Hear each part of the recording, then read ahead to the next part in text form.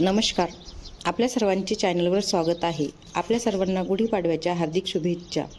तर आजचा दिवस दररोजच्यापेक्षा वेगळा आणि विशेष आहे, कारण आज आहे चैत्र शुद्ध प्रतिपदा म्हणजेच गुढीपाडवा. आपल्या सर्वांना गुढीपाडव्याच्या व मराठी नववर्षाच्या शुभेच्छा.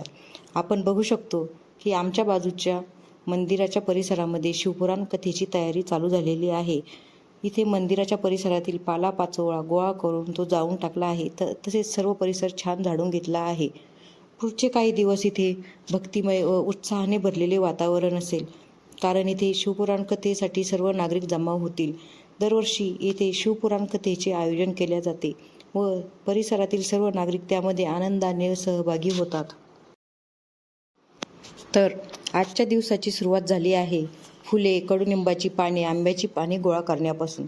तर हे सर्व घराच्या बाजूलाच कडुनिंबाचे व आंब्याचे झाड आहे, त्यामुळे सर्व जवळच मिळाले. आपण बघू शकतो की आंब्याच्या झाडाला छान कैऱ्या लागलेल्या आहेत. तर आमच्या घरी गुढी उभारण्याची तयारी चालू झालेली आहे.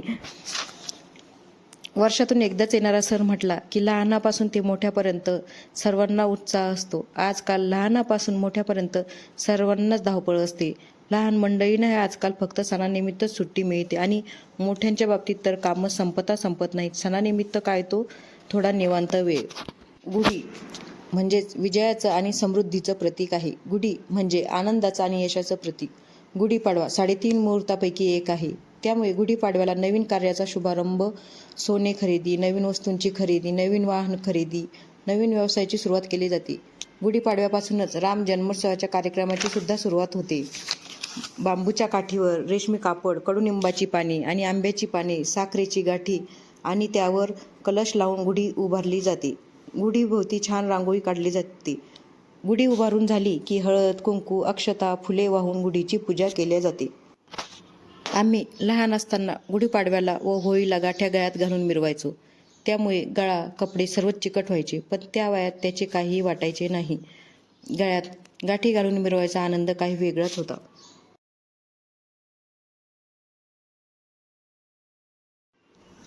आपण बघू शकतो पाटावर स्वस्तिक काढले आहे. पाटाभोवती छान रांगोळीही काढलेली आहे.